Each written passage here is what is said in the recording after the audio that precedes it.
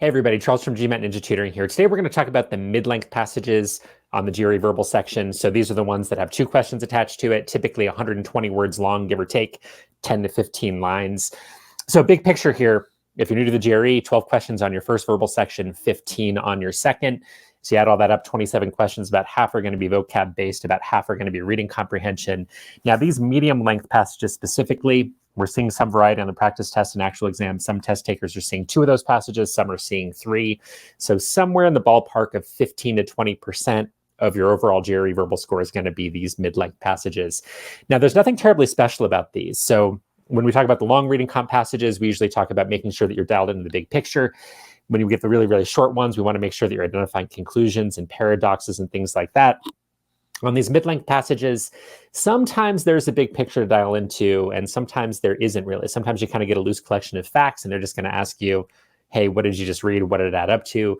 Sometimes you're going to see a nice, clean conclusion there. Sometimes you won't.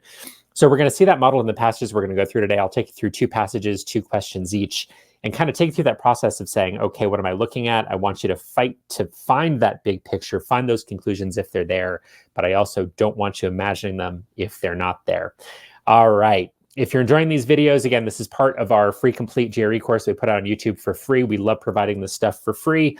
If it's something you enjoy, hit the like button, hit the subscribe button. If this is saving you from buying a course and it's saving you a bunch of money, please consider donating to some of our favorite charities. Hit us up at gmatninja.com/donate.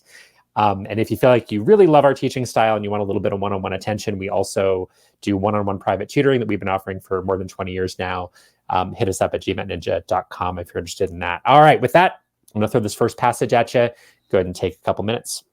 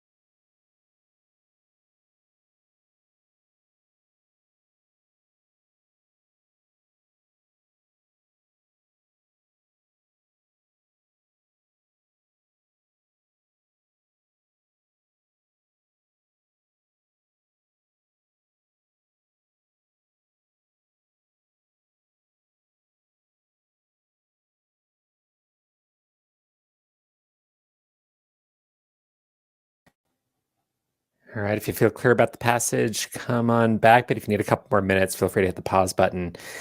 Okay, what I would absolutely love to be able to say to all of you right now is on these medium passages, typically about 120, 130 words in length, 2 questions attached.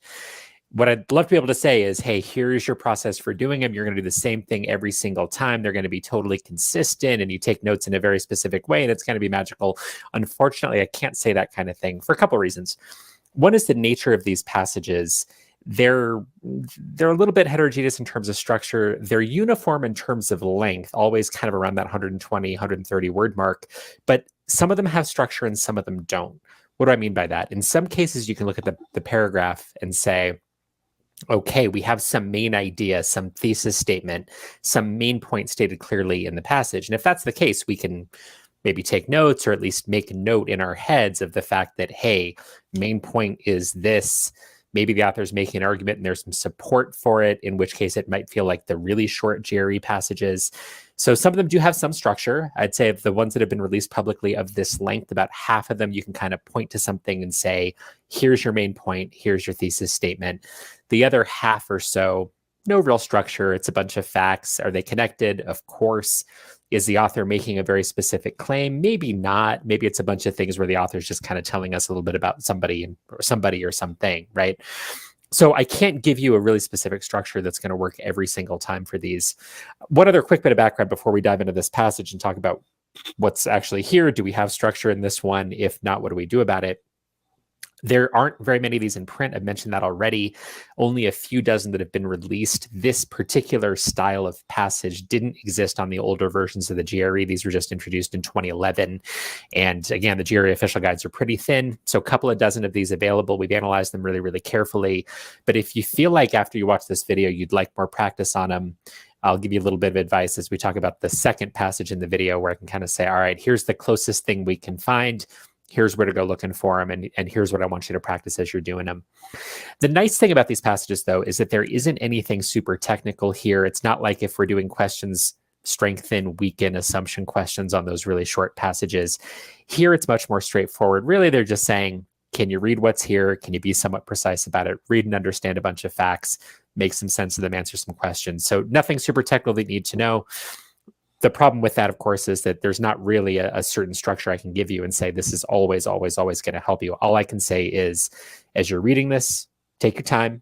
Make sure you take a moment to understand the passage before you jump into the questions. If you're too hasty, you're going to spend an eternity on those questions and be slower than you would be if you took a moment to make sure you fully understood the passage. And closely related to that, you want to ask yourself, is there a main point here? And is there anything I can do to kind of structure my thinking? In this particular case, we can debate, is there a real main point here? We might argue that it kind of comes at the end where the author says that Glass's use of popular elements didn't make him a composer of popular music. You could kind of argue that towards the end there where he says, hey, the music isn't popular music packaged to attract classical listeners. It's still high art. It's still classical music, but with rock elements. I suppose you could say that's the point. Maybe, maybe not. So what kind of notes should you take here? Again, it just depends. If you're the kind of person who reads this and you go, I feel crystal clear, I feel like I know exactly what's going on, cool, move on. If you're somebody who kind of needs to do a little bit to process, the kind of thing you could do here where, again, I don't think we have a super clear main point, is maybe just to help you engage, help to make sure that you're reading and you're staying active and you're able to sort of think and pay attention and your eyes don't blur over. If it helps you to take notes, go for it. It might look something like this where you say, okay, what do we know about Glass's music? What are our main, kind of the closest things we might have here to main points? Well, he's using elements of popular music and classical composition, uses, we'll say, popular elements in his classical composition. Okay, great. Then where does the passage go from there? Kind of in the middle of it, it's sort of talking about examples of it, right? He's producing symphonies on music or basing his symphonies on rock music by David Bowie, Brian Eno, famous rock musicians from the 70s. The sound is distinctively his. Okay, great. So we're kind of talking about how he does that and says that was something that was integrated in his music before. And then you kind of get to the end and it says, hey, be careful here. So this is not popular music. What it is instead is that it's still high art, but it's packaged a little differently, right? So it's high art for listeners steeped in rock rather than the classics. Okay, fine.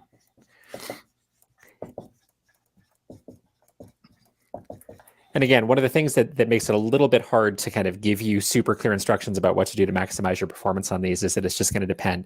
Again, if you're somebody that engages better, if your hand's moving, if you're taking notes, if you're thinking through at the end, okay, what did I just read? If that helps you make sure that you're totally clear before you move on, maybe something like this is good. The thing I want all of you doing is when you're done reading these mid-length passages, just ask yourself, is there a main point here? Is there anything you can grab hold of? Is there any structure? About half the time, the answer will be very clearly, yes, there is a main point. Here, I'm not sure there is, but there's a bunch of facts that you can kind of say, well, what do I think the key things are here? If it helps you write them down, go for it. If it helps you just kind of think through them before you jump to the questions, that's fantastic too. But again, not synchronized swimming. I'm not saying you should write things down. That's a personal decision. Some of you, it's going to help you a bunch. Others, maybe not so much, but just make sure you've read it thoroughly. All right, with that, I'm going to go ahead and give you a minute or two on the first question.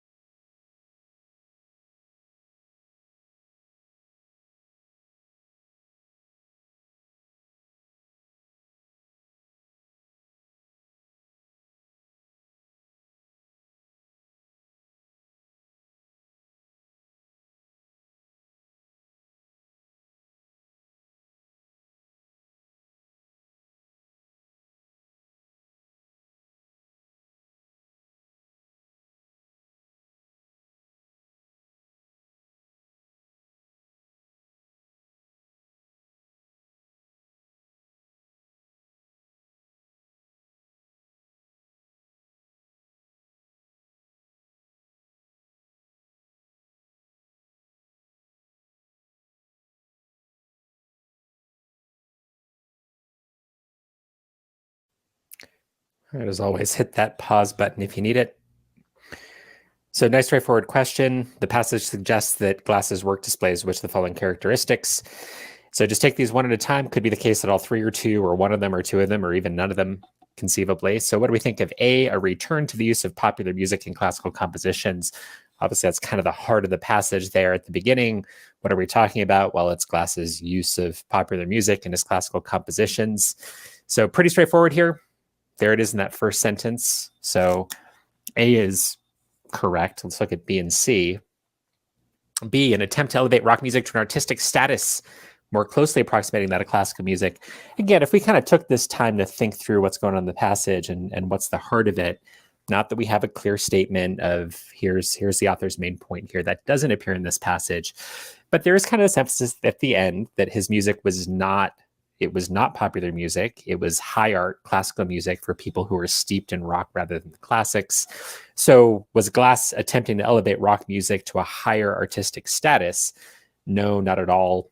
It wasn't a version of popular music. He wasn't trying to elevate popular music. He was just incorporating it and creating high art for people that were familiar with rock music or pop music. So B is not correct. What about C? A longstanding tendency to incorporate elements from two apparently disparate musical styles. Sure. So what do we know about Glass? This is something that he's always kind of done a little bit of, right? So popular elements don't appear out of place in his music. So even from his early days, even before he took on this project of creating classical pieces based on the music of David Bowie and Brian Eno, even before he did that, there was always certain harmonies and rhythms that he shared with rock music.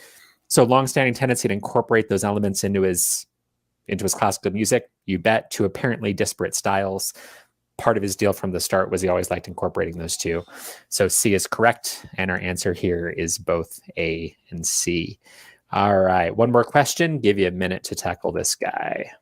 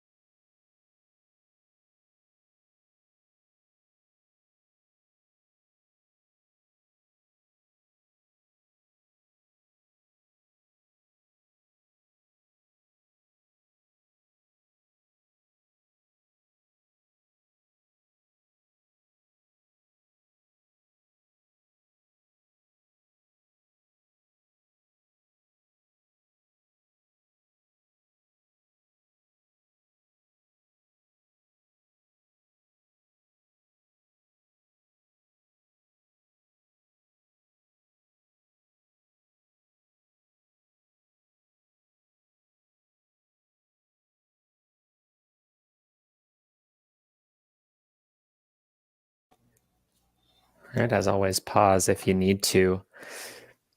So again, nothing super fancy here. GRE just checking to make sure that you can kind of follow exactly what's said in the passage. That's it. Typically, the way these are actually constructed on the exam itself, if you haven't taken it, is they might ask you to highlight the sentence on the screen. So here, we're looking for a sentence that distinguishes two ways of integrating rock and classical music. So it distinguishes the two ways of integrating them. All right, let's take a look at A, reviving the practice of using elements in popular music and classical composition, an approach that had been in hibernation. Glass embraced the ethos of popular music and its composition. Nothing here that distinguishes two different ways of integrating rock and classical music. It just says that Glass did it, but doesn't distinguish between two different ways of doing it. So we can get rid of A. What about B? Glass based two symphonies on music by these two musicians, rock musicians, but the sound is distinctively his. Once again, integrating the rock music into the classical music, but nothing that gives us two different ways of doing it or distinguishes between two ways. B is out. The way this particular question is constructed, I'm going to sound like a broken record. What about C? Popular elements don't appear out of place in his music, which from its early days has shared certain harmonies and rhythms with rock music. Again, we're saying that he does integrate these two things, but we're not distinguishing two different ways of doing so. C is out. I'm going to pause for a quick second here. As always, when you get these questions that are kind of your standard multiple choice, I don't want you to get impatient here. Don't start gunning for the one that's right. It's really, really easy to misread, fall in love with something. I'm always going to be this systematic and say, let me make sure A is wrong, B is wrong, C is wrong. Feels like it takes a ton of time, but it is 100% worth it to make sure that the one you've got is right and there are no other competitors for the right answer. So this might seem really tedious, but I want to make sure every single time, the thing you can do to make sure you're not making careless errors on questions that you're capable of getting right, be systematic. Don't fall in love. Don't cherry pick. Go through every single answer choice systematically. Be thorough with it. Doesn't take very long here. I have a feeling you know what I'm going to say about D. Yet this use of popular elements has not made him a composer of popular music. Again, nothing about distinguishing two different ways of integrating.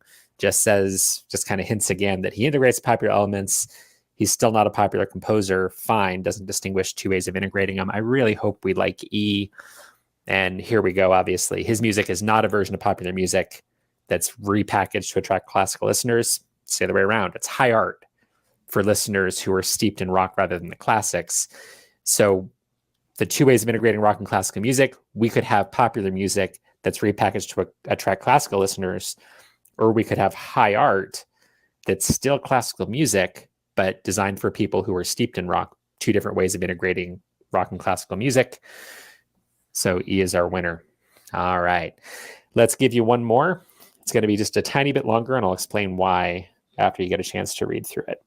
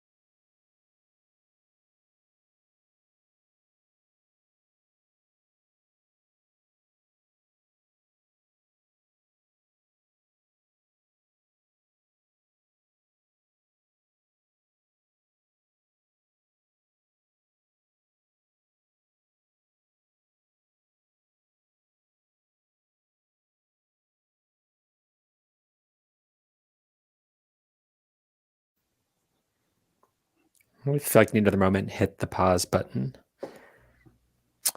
Okay, quick disclaimer on this one. So I mentioned earlier, shortage of these short passages or these mid-length passages that are about 120, 130 words, two questions each.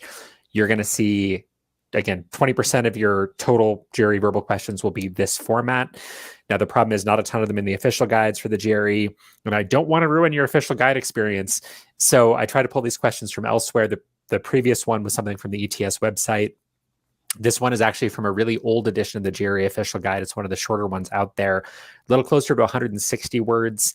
Feels quite a bit like some of the ones that are a little bit shorter. So it's the right general direction. I want to be honest, it's a tiny bit longer, about a third longer than you're typically going to see on the exam from this format. But I want to make sure that you get as much practice as you can in the official guide. Didn't want to give you one from there. Now, if you find that as you go through this, as you take your practice tests, as you go through the GRE official guides, that you need more practice on these kind of mid-length passages, maybe you're doing well on the short guys, maybe you're doing great on the long ones, but you'd specifically like more of these, you can go pick up a copy of the really old GRE official guides, Practicing to Take the GRE 10th edition, published in the early 2000s. And what you'll see is each of those verbal sections has one passage that's about this length, 160 words or so. Closest thing we can get outside of the current GRE official guides.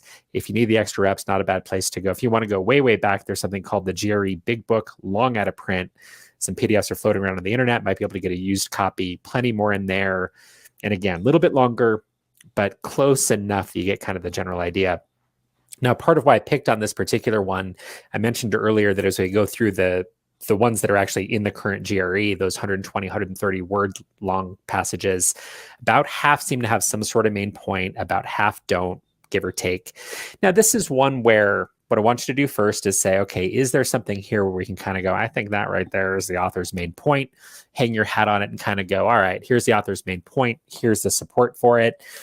So in this case, I think we have a fairly clear overall point, kind of fairly early in the passage, that the change to an all-volunteer armed forces in the United States is ultimately going to produce an increase in the proportion of women and in the variety of assignments for women, but it's not going to be hugely dramatic gains. And then it kind of goes on to explain why, which is that women are unlikely to be trained for direct combat, that society is still uncomfortable with that at the time of writing. Obviously, this was written a long time ago. That there will be the search for equality will be based on functional equivalence, not the exact task, the identity of the task or similarity of the task, because women won't be in combat, according to this passage. And it does say that opportunities seem sure to arise. There will be some, right? But that kind of reinforces that overall point. So if we kind of acknowledge that this is the author's main thrust here, that the change will eventually produce some increase in the proportion of women and their variety of assignments in the armed forces, it's not going to be dramatic. And everything else in the passage basically supports that. So as you look at these mid-length passages, if you've got a structure like that where there is some sort of main point, fantastic. Make sure you catch it. Make sure you're clear about how the author got there. In other cases, you'll have a fairly loose collection of facts, the way we did with that Philip Glass passage. Okay, once again, not dogmatic about the notes. I wanted to put this on the board so it's a little bit easier to talk about. If it helps you to take notes in this volume, fantastic. If it doesn't, please don't force it. Some people, the notes help a ton. Some people, as soon as you start taking notes, your brain flies off and you can't engage. If it helps you engage, by all means do this. If it does not help you engage, don't. But I do want you to take that moment at the end of the passage and go, what am I seeing here? Is there structure?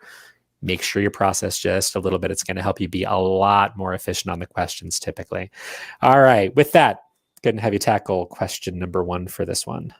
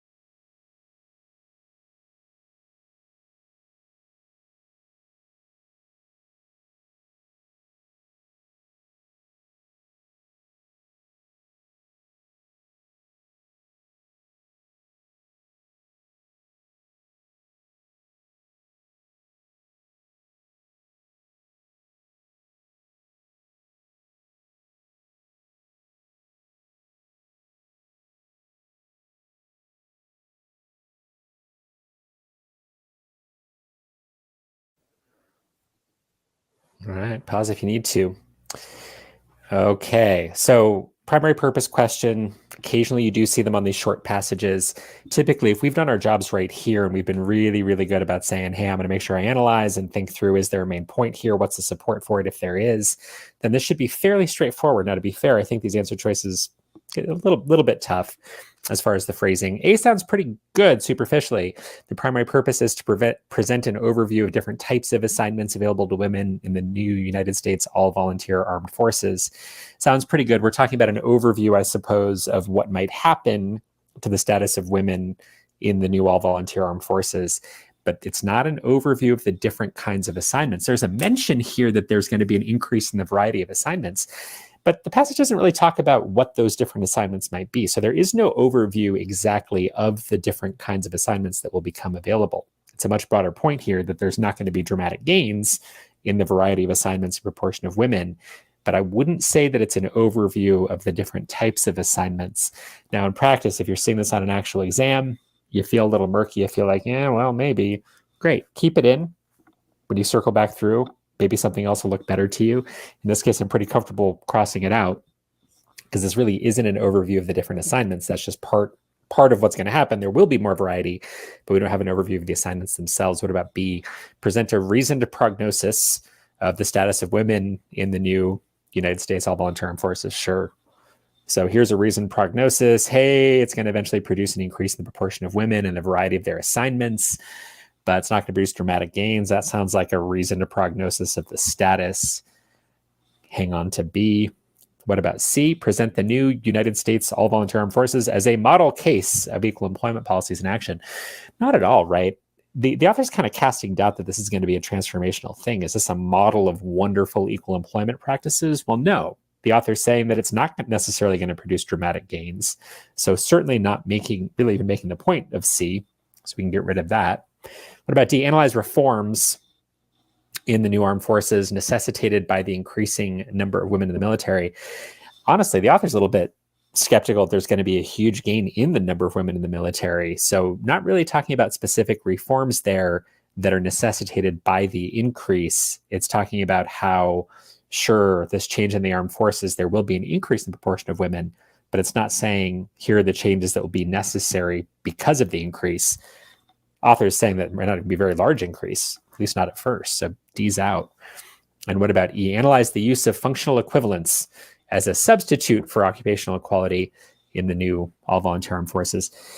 Certainly not the main point. Is there an analysis here of functional equivalence? It's mentioned, right, that equality will be based on functional equivalence, not necessarily the exact same task or the exact identity of the task. That's not what the equality is going to be based on. It'll be the functional equivalent, people doing something that is, I suppose, broadly similar in terms of what the function is. But there's not a deeper analysis of it. That's not the overall point. It's broadly speaking, what's going to happen as a result of these changes, what happens to women's status in the military and the variety of assignments. So with that, E isn't our answer and B is our winner. Okay, one last question and then we'll wrap up. Again, if you've enjoyed this video, please like, please subscribe. If there's anything in particular you'd like to see, you want to see us go through more of these mid-length passages, happy to do so. Just put something in the comments, let us know, and we'll do our best to help out. Okay, last question. Enjoy.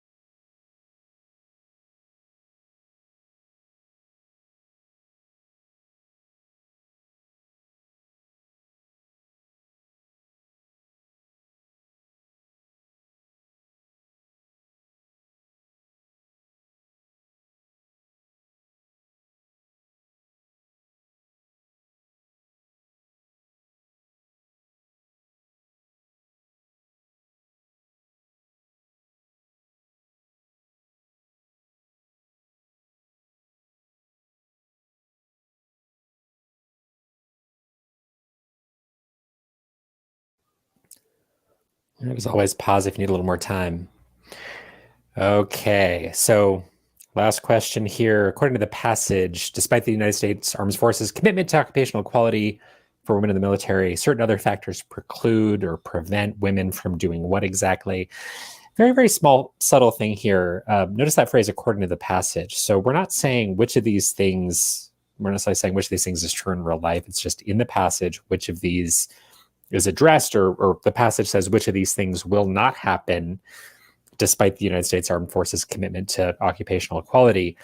So is the passage saying that certain other factors preclude women's receiving equal pay for equal work? No, passage doesn't say that. It talks about how the overall ethos of what's going on, ethos of institutional change, is under the federal sanction of equal pay for equal work. There's an emphasis on equal pay for equal work. Maybe it's true that women will struggle to get equal pay for equal work, but it doesn't say that anywhere. It says that there's going to be an effort to do that. That's what the federal government is chasing. Nothing here says that women won't achieve that or that this will be precluded by other factors, so we can get rid of A.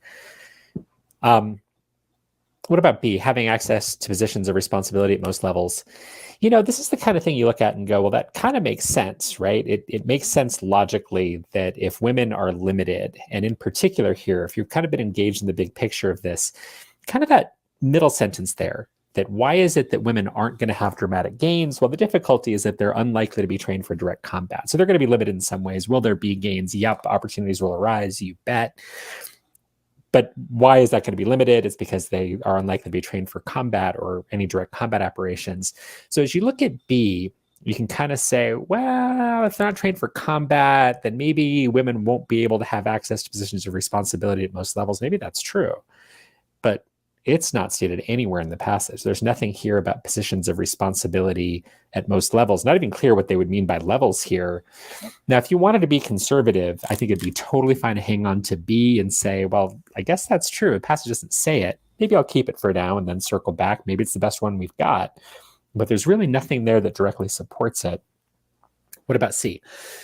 Drawing assignments from a wider range of assignments than before. Now, the passage explicitly states that that will happen. So women will eventually have a greater variety of assignments. So there's nothing that preclude women from doing that. Might not be dramatic gains, but women will do that. They're not precluded from doing it. So C is out. What about D? Certain factors preclude women's benefiting from opportunities arising from new non-combat functions. Once again, very, very clear towards the end of the passage here that women will benefit from opportunities arising from new non-combat functions. Opportunities seem certain to arise in non-combat functions. So women are not precluded from that benefit. D is out. What about E?